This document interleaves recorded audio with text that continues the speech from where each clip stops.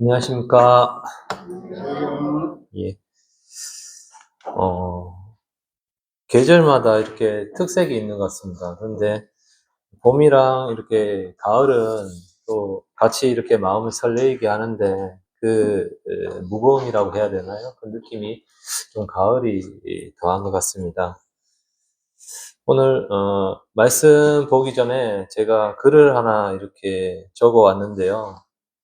물론 말씀 주제와는 그렇게 연관이 있는 것은 아닌데 한번 들려드리면 성도님들도 같이 공감을 하실 것 같아서 조금 적어와 봤습니다. 음, 닥터 홀의 그런 조선 회상이라는 글에 나와 있는 서문입니다. 서문인데 한국에서 선교사로 이렇게 일생을 마친 로제타 선교사의 그런 아들인 셔우드 홀의 그런 자서전입니다. 로제타 선교사님은 음, 조선에서 이렇게 여성들이, 그러니까 여자 의사가 없어서 이렇게 제대로 진료를 못 받고 이렇게 죽는다는 소식을 듣고 조선에 이렇게 선교사로 오신 분이고요. 그리고 오셔서 또 많은 그런 맹아들을 위해서 이렇게 학교도 짓고 또 병원들을 이렇게 지었던 그런 분입니다. 그리고 그분의 남편도 이렇게 조선에 와서 선교를 했었는데요. 병에 걸려서 이렇게 죽으셨고 또 딸도 또 병에 걸려서 이렇게 죽었습니다. 그리고 아들인 셔우돌 역시 의사인 아내와 함께 그 한국에 원료 선교사로 와서 16년 동안 그렇게 조선에서 이렇게 선교를 했었는데 그렇게 보냈던 이야기를 담은 책입니다. 근데 그 가족들 모두가 이렇게 양화진에 있는 그런 선교사 묘역에 이렇게 묻혀 있습니다. 잠시 읽어드리겠습니다. 여기 한 권의 책이 있다. 그리고 여기 한 인간이 있다. 그 책보다 위대한 양화진에 묻힌 선교사들은 모두 젊은 청년들이었다. 가서 연역을 보면 나이가 23세에서 26세 사이에 한국 땅에 무모하게 건너와서 결코 무모하지 않게 죽어간 청년들이다. 그들이 처음 생명부지의 나라 조선에 간다 했을 때 무모하다 했다. 실제로 사랑하는 가족을 잃고 목숨을 잃기도 했다. 그렇게 헌신했지만 정작 복음 전파는 불법이라 거절당하고 낯선 이방인으로 무고당하고 사역의 열매는 변변치 못했다. 그러나 이 이방인 그리스도인들은 한국을 포기하지 않았다. 죽기까지 사랑했고 죽어서도 자녀들에게 사명은 이어졌다. 세상은 결코 이해할 수 없는 신비로운 사랑의 사명이었다. 이해받지 못했으나 그 진실한 신앙과 사랑이 고마워 조금씩 선교의 문이 열리더니 130년이 지나서는 이 땅의 방방곡곡마다 교회가 세워지고 천만의 그리스도인들이 생겨났다. 무모한 열정으로 시작된 조선 선교는 전무후무한 선교의 역사가 되었다. 한국의 그리스도인으로서 양화진에 묻힌 선교사님들과 그 가족들에게 갚을 수 없는 빚을 졌다. 한국의 그리스도인들은 이제 죽도록 사랑하지 않으면 모두 죄인이 되었다. 그것이 이 목숨을 걸고 대를 이은 사랑에 대한 도리이다. 마지막에 이 이야기 중에 한국의 그리스도인들은 이제 죽도록 사랑하지 않으면 모두 죄인이 되었다. 이 내용이 참 가슴에 와닿는 것 같습니다. 예. 오늘 본문 말씀은 야고보서 4장 13절부터 17절 말씀입니다. 페이지 수로 신약 374페이지가 되겠습니다. 야고보서 4장 13절부터 17절까지 말씀입니다.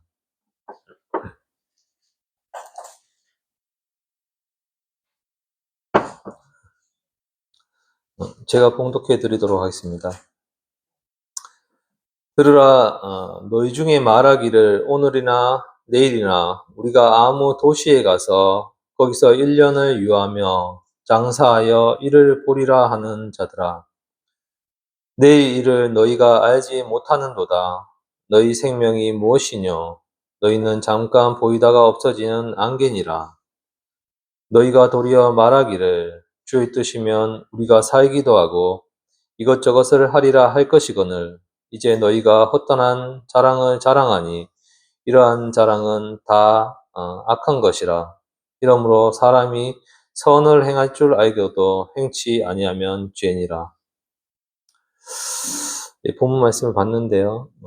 오늘 저는 사람의 계획과 하나님의 뜻이라고 하는 그런 주제를 가지고 함께 말씀을 나누도록 하겠습니다. 여기 이 말씀을 이렇게 보게 되면 우리가 자칫 잘못 생각하게 되면 우리가 어떤 도시에 가서 장사를 해서 또 일을 남기겠다고 하는 생각이 잘못된 것으로 이렇게 비춰질 수도 있습니다. 장사를 하는 사람치고 이렇게 손해를 보겠다고 이렇게 장사를 하는 사람은 없습니다.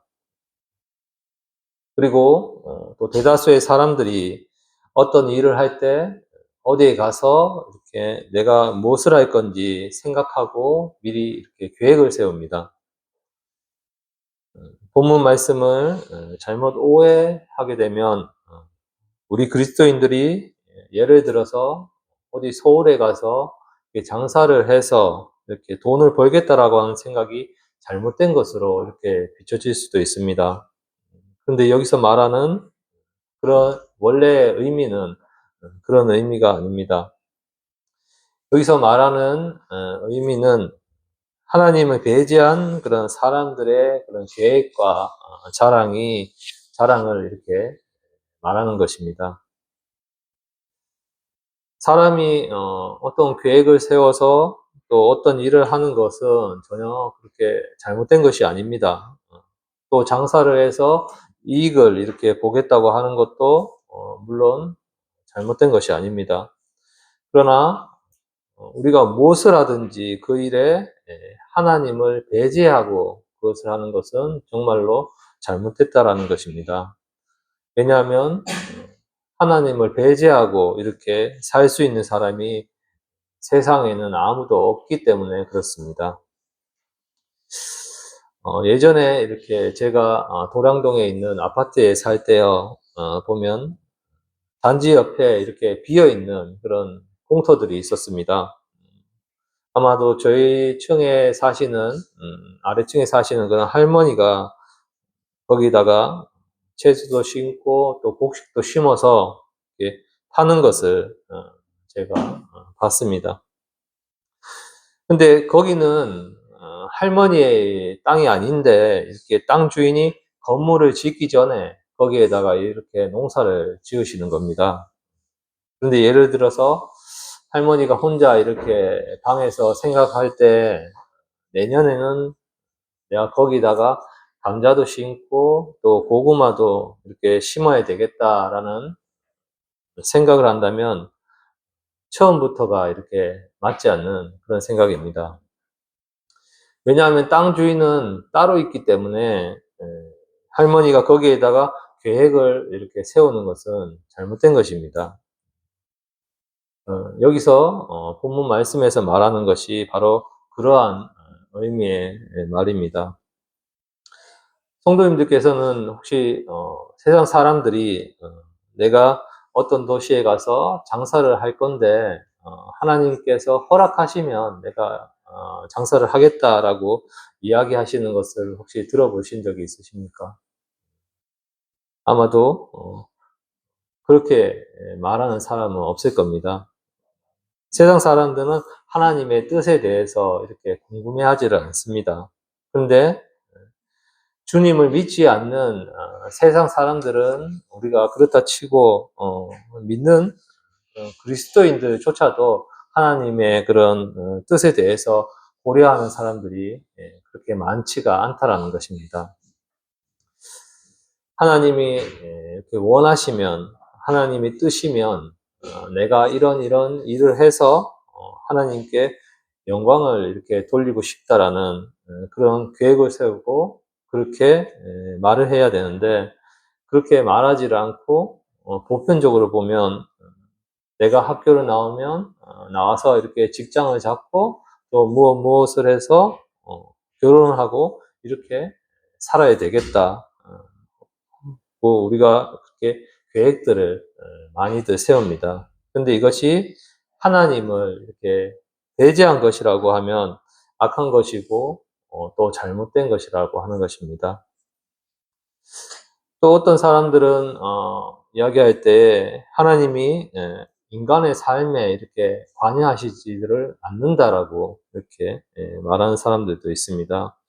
근데 성경을 보시면 하나님은 인간의 그런 삶에 지극히 이렇게 관심을 가지시고 계시고 또 아주 깊게 관여하고 계시다는 것을 우리가 알 수가 있습니다.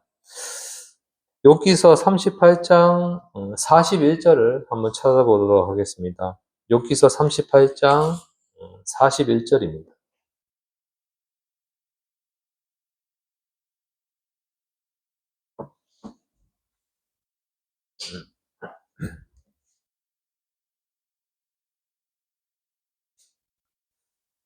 까마귀 새끼가 하나님을 향하여 부르짖으며 먹을 것이 없어서 오락가락 할 때에 그것을 위하여 먹을 것을 예비한 자가 누구냐? 이 사람의 관심사는 무엇입니까? 바로 하나님이 그 일에 이렇게 관여하신다라는 것입니다. 또 시편 139편 8절에서 10절을 한 번 더 찾아보겠습니다. 시편 139편 8절에서 10절을 한번 찾아보겠습니다.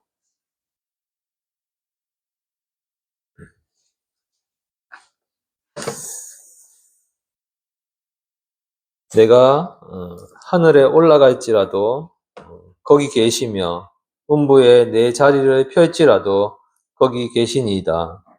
내가 새벽 날개를 치며 바다 끝에 가서 거할지라도 곧 거기서도 주의 손이 나를 인도하시며 주의 오른손이 나를 붙드시리이다. 이 시편 기자는 하나님에 대한 인식으로 머릿속에 아주 가득 차 있는 것을 볼 수가 있습니다. 왜냐하면 하나님이 주인이시고 또 하나님이 자기의 계획들을 가지고 계시기 때문에 그렇습니다. 사람들을 크게 두 분류로 이렇게 나눠본다면 한쪽은 주님이 이렇게 중심이 되는 그런 사람들이고 다른 한쪽은 내가 이렇게 중심이 되는 그러한 사람들입니다. 내가 중심인 그런 사람들은 항상 내가 어디에 가서 내가 무엇을 해서 내가 행복하겠다라고 하는 항상 내가 중심이 되어 있는 그런 사람입니다. 반면에 주님이 중심이 되는 사람은 주님이 허락하시면 내가 어디에 가서 무엇을 해서 주님께 영광을 돌려야 되겠다. 이것이 주님이 중심이 이렇게 되어 있는 사람의 그런 삶입니다. 하나는 내가 영광을 받기 위한 그런 삶이고 또 하나는 주님이 영광을 받으시기 위한 그러한 삶입니다. 야고보가 말하는 것은 장사하는 것이 이렇게 잘못된 것이 아니라 자기가 중심이 되어 있는 그런 사람들의 그런 삶이 잘못된 것이라고 말하고 있는 것입니다. 내가 아무 도시에 가서 이렇게 1년을 유하면서 이런 것을 할 때 하나님의 뜻을 이렇게 고려하는 것이 그리스도인들에게는 꼭 필요하다는 그런 말입니다. 성도님들 한번 생각해 보시기 바랍니다. 이 세상에 있는 모든 것들이 다 누구의 것입니까? 바로, 예, 맞습니다. 바로 하나님의 그런 것입니다. 그러면 우리가 지금 사용하고 있는 땅은 누구 땅입니까? 바로 하나님 그런 땅입니다. 그리고 우리가 살고 있는 집은 또 누구 겁니까? 하나님 것이죠. 그리고 내가 타고 다니는 차는 또 누구 겁니까? 하나님 것이죠. 예.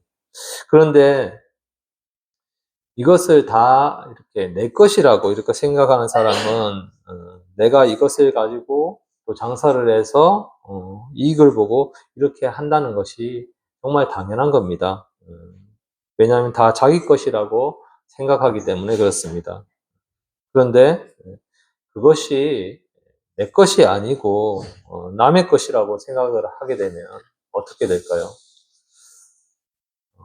만일 땅 임자가 땅을 빌려주면이라고 그렇게 되는 것입니다.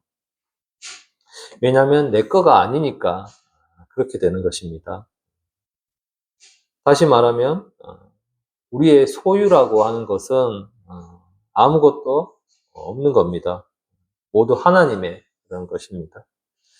하나님의 것이니까 당연히 우리가 이렇게 고려해야 될 게 뭐냐면 하나님께서 만일 허락하시면이라는 그런 것입니다.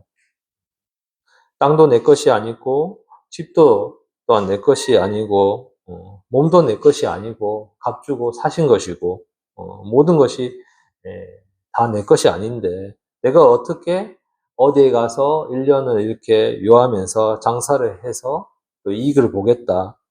하나님을 배제하고 그렇게 말할 수가 있느냐 하는 것입니다.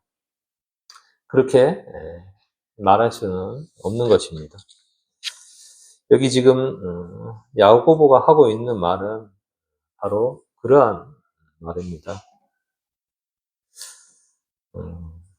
요즘 이렇게 고령화 시대다 보니까 이렇게 방송에서 이렇게 노인들을 위한 그런 방송들이 또 많이 생겨나고 있고요. 또 실버타운에 대한 내용들이 종종 이렇게 방송을 통해서 이렇게 나오는 것을 봤습니다.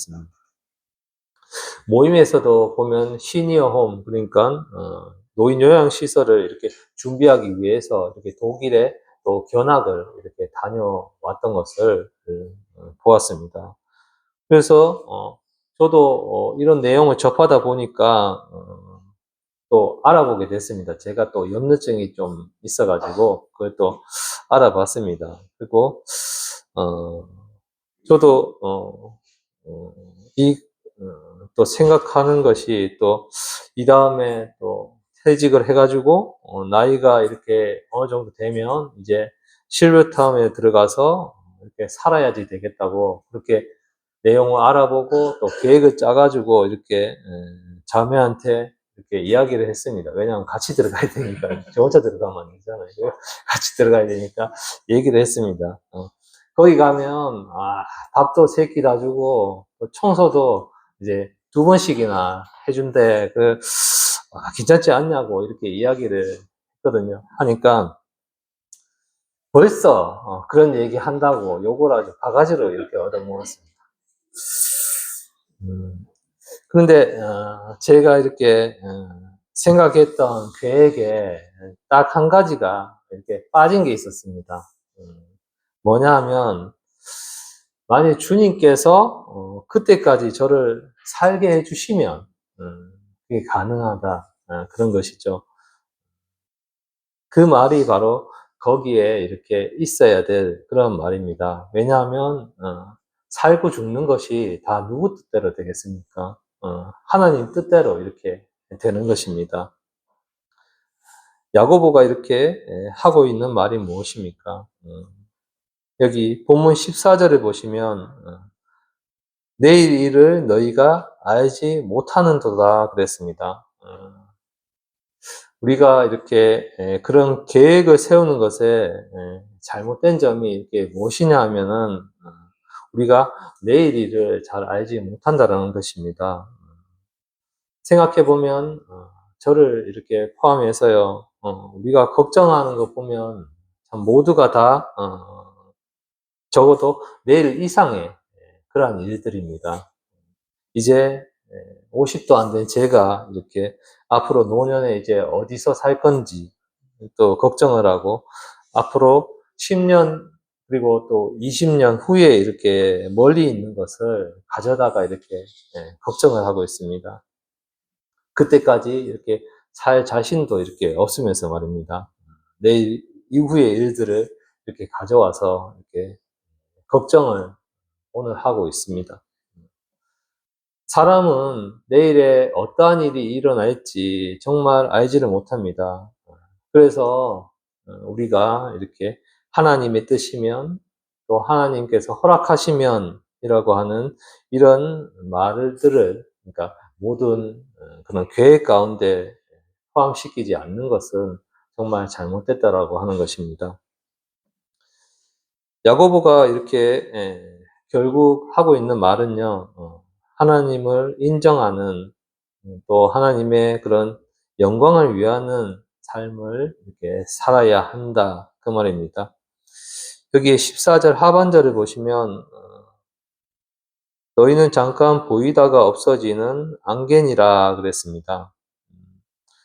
저는 이것을 이렇게 읽으면서 인생이 정말 얼마나 허무한가 이렇게 생각해 봤습니다. 아침에 일어나 보면 안개가 이렇게 쫙 끼어져 있지 않습니까? 요즘 같은 온도차가 심할 때는 안개가 특히 많이 끼어 있는데요. 그러면 그 안개들이 이렇게 몇 년 동안 이렇게 머물러 있다가 이렇게 없어집니까? 아니죠. 금방 이렇게 사라지는 것을 볼 수가 있습니다. 우리에게 너희도 안개와 같다. 인생은 금방 지나간다라는 겁니다. 제가 이렇게 회사를 다니면서요, 휴가를 사용하는 것이 회사 사정으로 인해서 정말 이렇게 어렵습니다. 어려운데 1년에 한 번 정도 9월 말에 이렇게 재고조사를 시행을 하는데요. 그때 한 2일 정도를 쉬게 됩니다. 이번에는 뭐 임시공휴일도 이렇게 지정이 돼서 여행도 이렇게 다녀왔는데요. 진짜 시간이 눈 깜짝할 사이에 이렇게 지나가는 것을 봤습니다. 근데 제가 느끼고 있는 그런 시간의 그런 속도보다도 아마도 여기 계시는 노 형제님, 자매님들께서 느끼는 그런 시간의 속도는 저보다 훨씬 더 빠르게 그렇게 느끼실 거라 생각이 됩니다. 작년에 교회 달력을 이렇게 주문해야 되는데 어떤 걸 할까 이렇게 고민을 했었는데요. 얼마 전에 벌써 내년도 이렇게 달력을 이렇게 신청을 받는다라는 그런 연락을 이렇게 받았습니다. 정말 1년이나 시간이 뭐 순식간에 이렇게 지나간다는 것을 느낄 수가 있었습니다. 정말 인생이라는 그런 시간이 정말 안개와 같이 정말 빠르게 이렇게 사라집니다.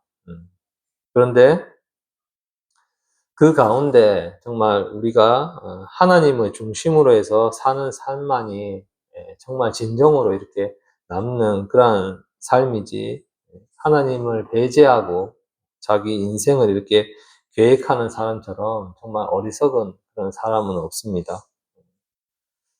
우리가 두 가지를 꼭 기억을 해야 하는데 그게 뭐냐 하면 인생은 정말 안개와 같이 금방 이렇게 지나간다라는 것이고 또 우리가 내일 일에 이렇게 무슨 일이 일어날지 정말 알지 못한다라는 그런 것입니다. 그러므로 항상 우리가 꿈에서 이렇게 살 수만은 없습니다. 오늘이라는 그런 시간 동안에 우리가 주님을 섬기고 또 오늘이라고 하는 동안에 우리가 무언가를 정말 하지 않으면 내일은 할 수가 없게 된다는 것입니다. 근데 어떤 사람들은 항상 이렇게 꿈에서 이렇게 사는 것 같습니다. 내가 은퇴를 하면 그때 내가 무슨 일을 좀 해야지 되겠다. 내가 이것저것이 이렇게 되면은 해결이 되면 뭔가 좀 해야지. 라는 그런 늘 꿈에 살고 미래에 이렇게 살면서 현실에 대해서는 이렇게 등한시하지만 현실은 계속해서 현실이고 또 미래는 계속해서 미래일 뿐이라는 것입니다. 야고보가 여기서 말하고 있는 것은 우리는 잠깐 보이다가 없어지는 그런 안개에 있기 때문에 인생을 정말 허비해서는 안 된다라는 것입니다. 그리고 우리가 또 그런 계획을 세울 때 하나님을 고려해야 하는 이유는 이 모든 것들을 소유하신 분이 하나님이시기 때문에 그렇다라는 것입니다. 그리고 하나님은 인생의 깊은 곳까지 또 관여를 하고 계십니다. 다니엘서 5장에 보면 우리의 호흡을 이렇게 주장하신다 그랬습니다. 우리가 호흡을 이렇게 얼마 동안 중단을 하면 죽을까요? 5분도 채 우리가 버티지를 못합니다. 근데 하나님께서 우리의 호흡을 이렇게 주장하고 계십니다. 그러니까 하나님이 허락하셔야 우리가 1년도 살고 또 2년도 살고 일주일도 살 수가 있는 것입니다. 하나님이 고려하지 않는 계획은 정말로 잘못된 것입니다. 하나님이 우리를 창조하신 목적이 하나님의 영광이고 하나님께서 우리를 구원하신 그런 목적도 주님의 영광을 위해서 살아가기 위해서 우리를 구원하신 것입니다.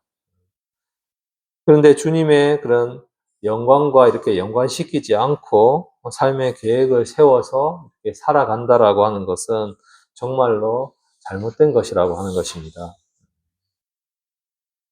여기 옆에 이렇게 꽃이 이렇게 있는데요. 성도님들 보실 때 어떻습니까?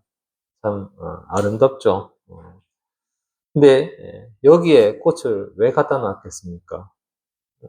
여기에 갖다 놓은 목적은 여기에 앉아 계신 그런 성도님들께서 이렇게 보라고 이렇게 갖다 놓은 것입니다.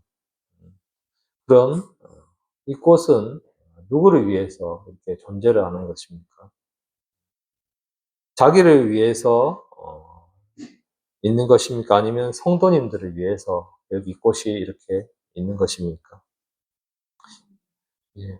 이 꽃은 바로 성도님들을 위해서 이렇게 놓아놓은 것입니다. 이것이 어디 놓아둘 장소가 없어서 여기다가 갖다 놓은 것이 아니고 성도님들을 위해서 이렇게 갖다 놓은 것입니다. 그러면 우리는 누구를 위해서 존재를 합니까? 우리 모든 사람들은 주님을 위해서 이 땅에 존재하고 있습니다. 그런데 어떻게 우리가 이렇게 삶을 이렇게 계획할 때 주님의 영광을 이렇게 배제한 그런 삶을 계획을 세울 수가 있느냐 하는 것입니다. 내가 장사를 하는 것이든 아니면 자녀를 교육시키는 것이든 그것이 무엇이든지 간에 그곳에 하나님의 그런 영광이라고 하는 것과 또 하나님의 뜻이라고 하는 것이 거기에 연관되어 있어야지 그렇지 않으면 그것은 잘못된 것이라는 것입니다. 사단이 왜 사단이 됐습니까? 하나님의 영광을 위해서 사는 것 대신에 자기 영광을 위해서 살겠다고 이렇게 떠났기 때문에 그렇습니다. 지옥에 가는 사람들도 역시 일평생을 자신의 영광을 위해서 살았던 그런 사람들입니다. 모든 그런 그리스도인들은 자기를 위해서 사는 것이 아니라 하나님의 영광을 위해서 이렇게 살아가야 함이 정말 마땅한 것 같습니다. 그게 바로 성경의 그런 가르침입니다. 사도 바울이 뭐라고 했습니까? 로마서 14장 7절을 한번 찾아보겠습니다. 로마서 14장 7절입니다.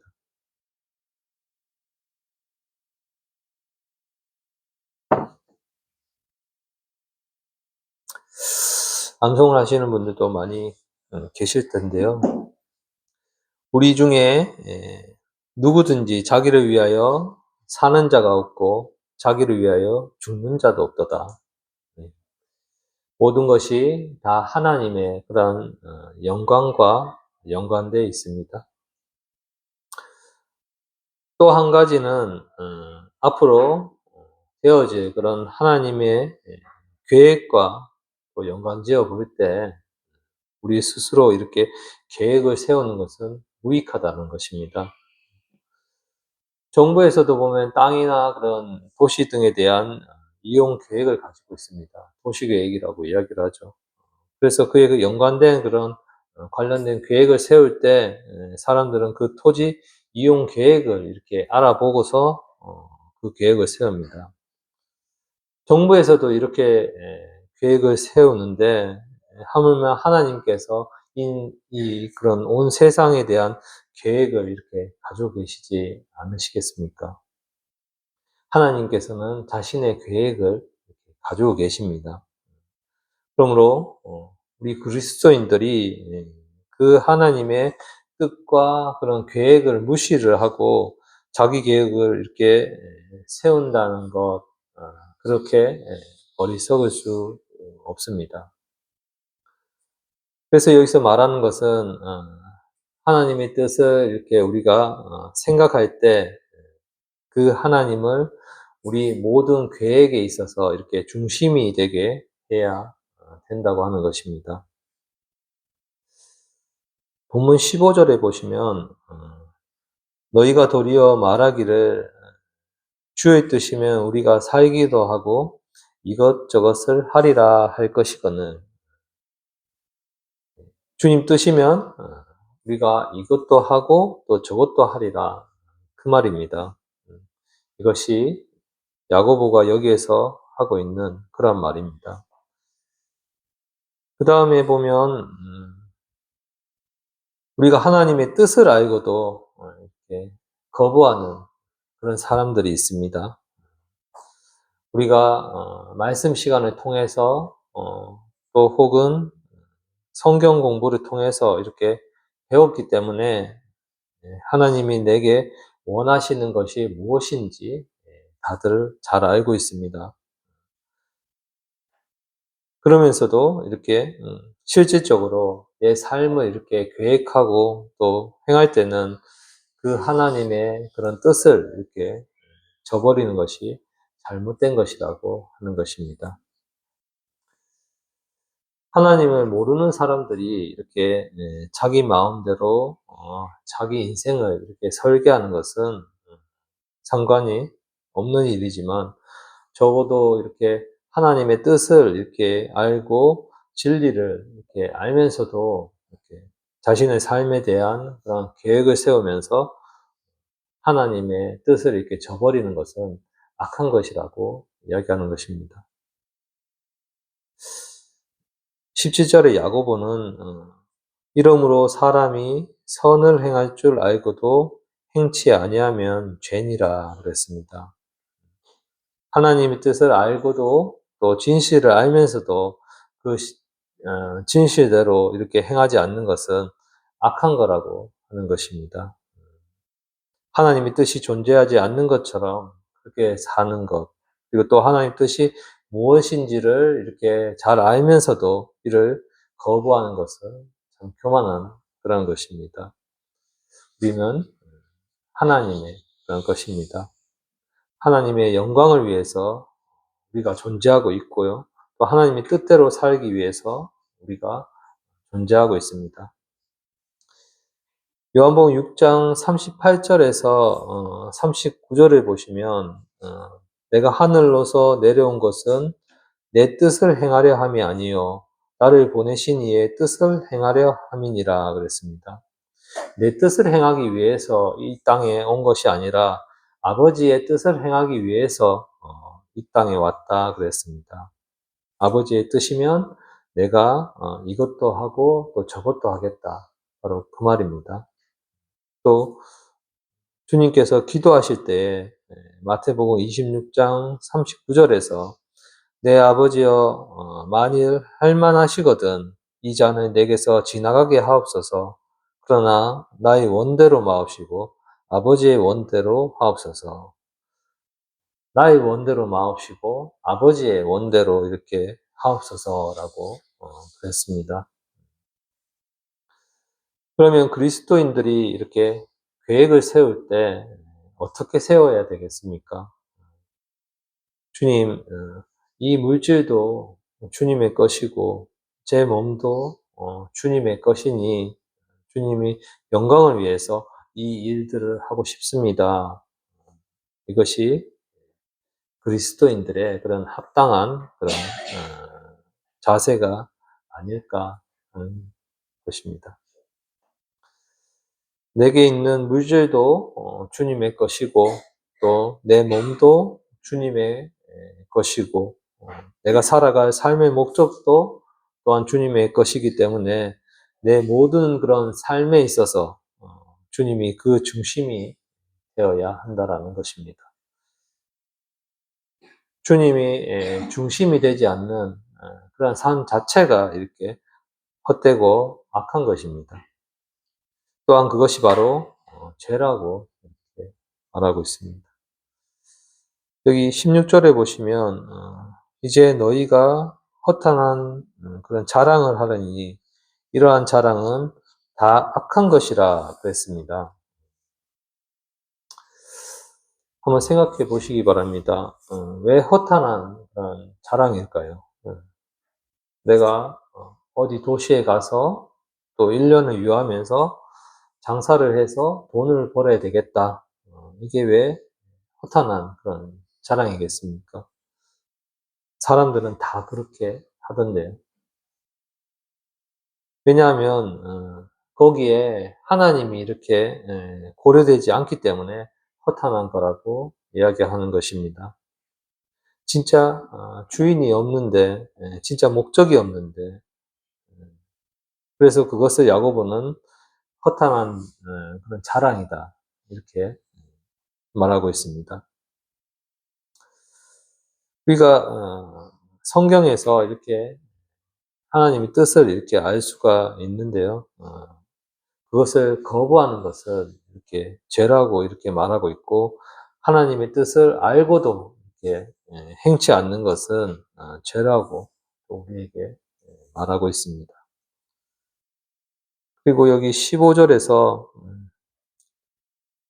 너희가 도리어 말하기를 주의 뜻이면 우리가 살기도 하고 이것저것을 하리라 했습니다. 왜 우리가 주의 뜻이면 살기도 하겠다라고 말하고 있습니까? 바로 생명이 주님께 이렇게 속해 있기 때문에 주님이 부르면 우리가 가야 됩니다. 언제까지 살 수 있는지 우리는 전혀 그것을 알 수가 없습니다. 그러면 주님께서 내게 이렇게 생명을 허락하시면 이것도 하고 또 저것도 하겠다. 이게 정상적인 그런 그리스도인의 자세라고 할 수 있습니다. 사도행전 18장 21절을 보시면 사도 바울이 이렇게 말하기를 작별하여 가로되 만일 하나님의 뜻이면 너희에게 돌아오리라 그랬습니다. 사도 바울은 만일 하나님의 뜻이면이라고 했는데 바로 이게 무슨 말이겠습니까? 범사에 그를 인정하는 것을 말하는 것입니다. 또 잠언 3장 6절에서 너는 범사에 그를 인정하라. 그리하면 내 길을 지도하시리라. 그렇게 말하고 있습니다. 이 말이 또 무슨 말이냐면 매사에 하나님을 인식하고 사는 그런 삶을 이야기합니다. 내 주인이 누구인지 또 내가 살아야 할 목적이 또 무엇인지 나를 주관하고 계신 분이 누구인지 항상 이렇게 인정하고 사는 것입니다. 그게 그리스도인의 진정한 삶이다라고 하는 것입니다. 내 삶에서 이렇게 그리스도가 이렇게 빠져버린다고 하면 그 삶은 정말 무익한 것이고 허탄한 자랑이 되고 마는 것입니다. 성도님들께서 어떤 일을 할 때 주님과 이렇게 상의를 해 보십니까? 무엇을 사야 하는지, 또 어디를 가야 하는지, 또 어떤 선택을 해야 되는지에 대해서 주님의 뜻을 이렇게 물어보십니까? 주님과 이렇게 상의하는 것이 정말 합당한 그리스도인의 그런 자세입니다. 17절 말씀을 보면 이러므로 사람이 선을 행할 줄 알고도 행치 아니하면 죄인이다 그랬습니다. 저는 이 말씀을 이렇게 이야기하고 싶습니다. 하나님의 뜻을 알면서도 행하지 않는 것은 죄다. 누가복음 12장 47절에서 48절을 한번 찾아보도록 하겠습니다. 누가복음 12장 47절에서 48절 말씀입니다.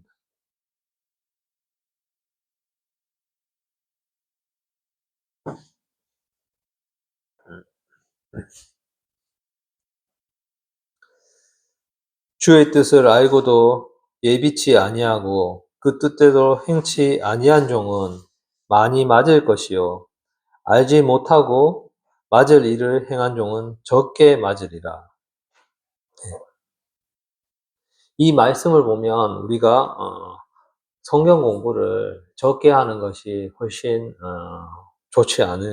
좋을 것 같다라는 생각이 듭니다. 우리가 공부를 하면 할수록 이렇게 알게 되는 것이 뭐냐 하면 하나님의 뜻을 우리가 알게 됩니다.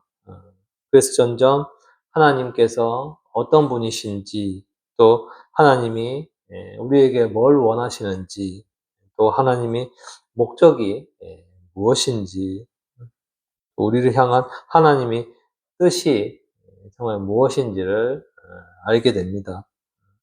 하나님의 뜻을 알고도 행하지 않는 종은 많이 맞을 거다. 이렇게 말씀을 하고 있습니다. 결론적으로 이렇게 말씀을 드려서 성도님들은 범사에 이렇게 하나님을 인정하십니까?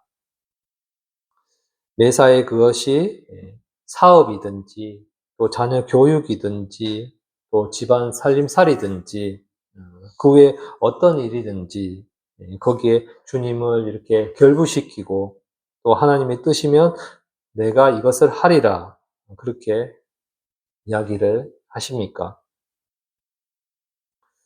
성경에는 너는 범사에 그를 인정하라 그렇게 말씀하고 있습니다.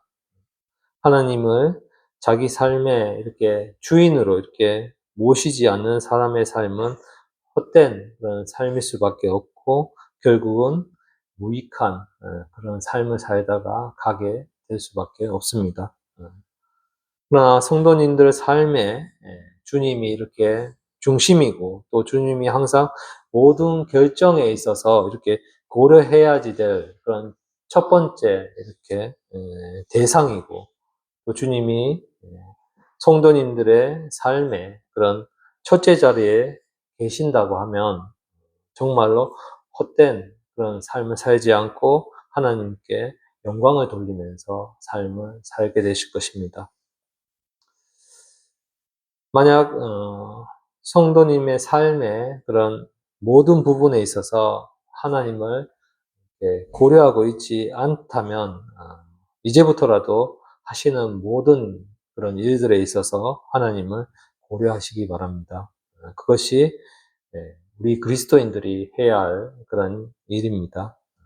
우리가 무의식 중에 우리가 하는 일에 참 하나님을 배제할 때가 참 많습니다. 성도님들 삶에 정말로 이렇게 주인 되시는 그런 하나님이 삶의 그런 모든 그런 구석구석에 주인이 되시게 하시기 바라겠습니다. 기도하시고 말씀 마치도록 하겠습니다.